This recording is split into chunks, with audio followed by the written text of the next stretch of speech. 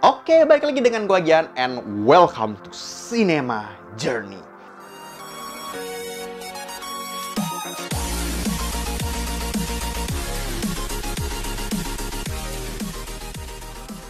Nah, karena memang dalam episode ini gue akan membahas yang spooky-spooky, thanks to yang kemarin voting dari film superhero dan film horor, ternyata yang spooky lebih banyak nih. Jadinya gue akan ngebahas dulu memang film-film Asia yang cukup traumatik, dan pada masanya itu membuat gue jadi nggak berani ngapa-ngapain selama beberapa hari itu, gara-gara si film itu. Nah, kenapa gue mau bahas film spooky? Karena by the way, buat kalian yang belum tahu, nanti itu tanggal 3 Juli di Netflix bakal rilis Ju-on yang versi Netflix, yang series Ju-on The Origin kalau nggak salah judulnya. Nah, ini kita lihat nih, mungkin nanti di dalam episode berikutnya gue akan ngebahas bagaimana si Ju-on Netflix ini apakah bisa melebihi keseseraman dari Ju-on yang klasiknya, yang versi originnya yang tahun 2000. Oke, langsung saja kita ke nomor 1. Seperti yang gue bilang dalam episode sebelumnya, gue akan ngebahas dulu film yang bikin gue cukup traumatik adalah film Jelangkung yang versi tahun 2001. Ini disutradarai oleh Rizal Mantovani dan Joseph Purnomo. Ini sebenarnya dari intronya aja pas gue nonton di bioskop yang ada lagu toeng toeng, ada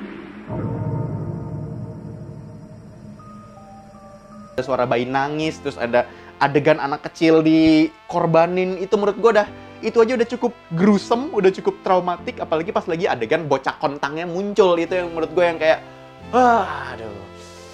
aduh, gue pas lagi nonton, gue nggak expect ternyata film Indonesia horornya itu bisa mencapai tingkat keseraman yang seperti ini. Gue tuh karena waktu sebelum nonton itu tuh gue nggak expect macam-macam, apalagi gue ngeliatnya kayak ya film horor Indonesia paling segimana sih tingkatnya. Gue ngeliat dari yang sebelum-sebelumnya waktu gue kecil ya begitu, film-film Manis Jembatan Ancol, terus Tuyul dan Mbak Yul, rata-rata kan di bawahnya nggak serem itu, lagian juga paling serem yang hihihihi, paling gitu kan seremnya. Tiba-tiba muncul Jelangkung yang dengan atmosferik seperti itu, wah itu langsung kena banget, serep. Jadi kalau misalnya gua rate itu, kalau si film Jelangkung itu adalah too spooky Trini, jadi gua nilainya 1 sampai 5 nih karena biar pas. Yang kedua, film Asia yang cukup bikin gua traumatik adalah film The-Eye tahun 2002. Ini sutradaranya Oksai Pangchun dan Donnie Pang Pak. Ini film dari Hong Kong. Nah, memang The-Eye ini buat yang gua refresh lagi, ini tentang seseorang yang tunanetra, itu dia operasi mata sehingga dia bisa ngeliat lagi. Cuman ternyata pendonornya itu dia mata batinnya kebuka. Makanya ketika si tokoh utama kita bisa melihat, dia mulai ngeliat sesuatu yang aneh, tapi karena dia seumur hidup buta, dia tuh nggak tahu bahwa ini tuh sebenarnya hal supranatural.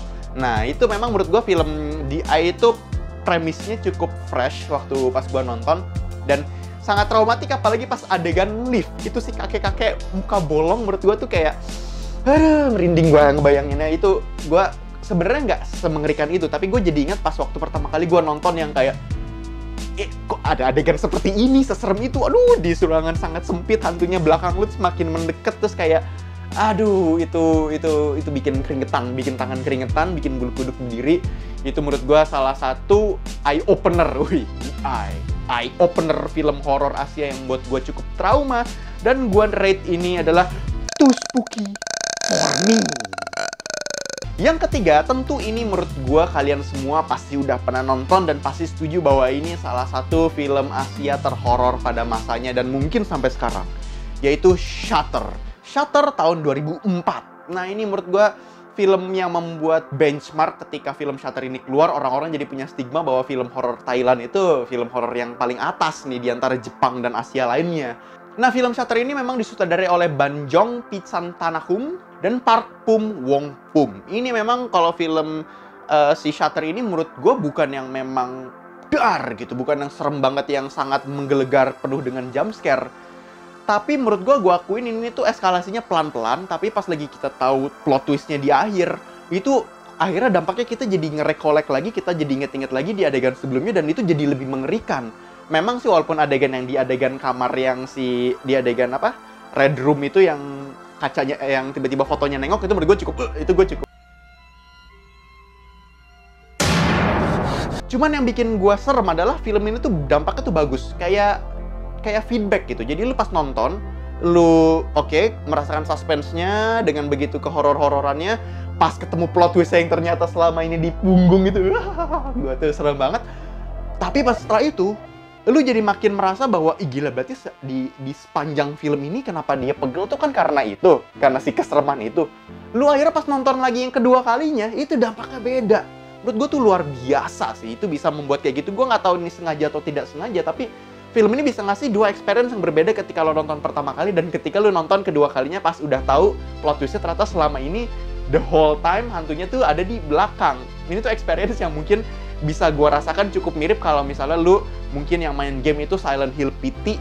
Lu sempet inget nggak? Jadi ada yang orang nge-decode, nge-crack si game Silent Hill PT, ternyata si hantunya Silent Hill tuh sepanjang kita main tuh ada di belakang kita. Itu kan kayak Easter egg yang sangat keren banget dan luar biasa. Dan ya Shutter memiliki atmosfer yang sama. Jadi kalau misalnya gue rate, film Shutter ini adalah film horor traumatik Asia yang cukup too spooky for me. Ini hampir menuju angka sempurna. Nah, kita masuk yang nomor 5. Ini menurut gue yang ultimate. Gue save paling terakhir karena kita itu menanti. Kenapa gue sangat excited banget menanti Ju-on yang versi Netflix? Karena nomor 1, gue taruh di film Ju-on yang versi tahun 2000. Ju-on yang klasik, Ju-on yang original. Kalau menurut gue yang The Grudge, yang Ju-on kedua gitu-gitu, udah mulai ngebaca kita taktik scare taktik itu udah kebaca. Nah ini kalau yang tahun 2000 ini memang film Jepang. Ini sutradaranya adalah Takeshi Shimizu. Ini kalau misalnya gue refresh lagi bercerita tentang rumah angker yang memang di dalamnya tuh terjadi ada sebuah mischief family yang membuat rumah itu terkutuk dan akhirnya rumah itu menjadi bencana bagi siapapun yang akhirnya pindah rumah dan tinggal di tempat itu.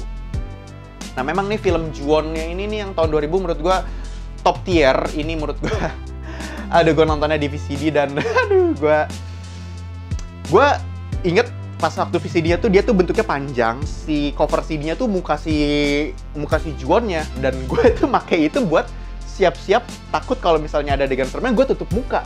Masalahnya tuh gue lupa cover CD-nya Ju-on itu mukanya si Toshio atau si Isa. Ini pas adegan serem muncul gue kayak dua kali ketakutan. Tapi menurut gue yang the best dari film Ju-on itu mungkin tidak sespesial dan tidak seluar biasa dari film-film horor yang gue sebutin kayak Shutter atau kayak DI. Tapi menurut gue nih salah satu yang bikin gue nggak mau ngapa-ngapain, nggak mau kemana-mana sendiri, nggak mau nonton film horor lagi ada mungkin seminggu lebih.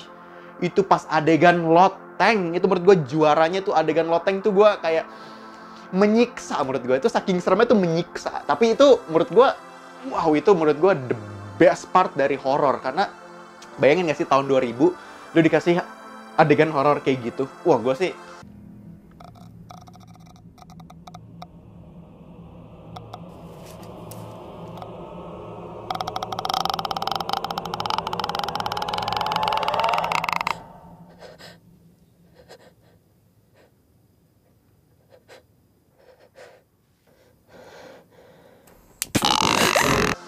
walaupun itu film lama, tapi menurut gue tuh menjadi all time classic sih. Dan itu menurut gue menjadi sesuatu yang membekas, itu membuat sebuah retakan di dalam hati pemberani gue yang kecil bahwa film itu ngedamage itu.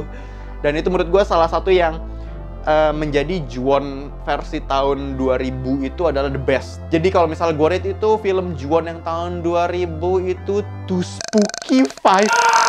Gue tuh adegan loteng. Udah itu menurut gue itu di hold loh. Itu adegannya di hold dan kita kayak tuh. Aduh. Ngap gue nonton itu. Bener-bener. Tapi mungkin itu untuk closing ya. Menurut gue the best adalah yang Ju-on versi tahun 2000. Tapi itu adalah 4 film Asia yang traumatik buat gue. Bagaimana buat kalian? Lu bisa share di kolom komentar nih. Apa aja filmnya. Dan gue juga penasaran dan bagian mana sih kalau bisa. Jadi gue bisa tahu, oh pas part ini iya sih, keren sih gitu. Walaupun siapa tahu ada dari list kalian yang gue belum nonton juga. Nah, oke, mungkin sekian dulu untuk Cinema Journey kali ini. Kalau misalnya lu suka sama konten ini, lu bisa klik tombol subscribe dan nyalain tombol notifikasinya supaya kalian tahu kalau misalnya gue update video. Dan speaking of ngomongin film, gue juga ada podcast di Ngopi, ngobrolin film. Di situ gue udah ada puluhan episode. dan lo bisa cek di Spotify. Oke, cukup sekian untuk Sinema Jernih kali ini. Sampai jumpa di episode berikutnya.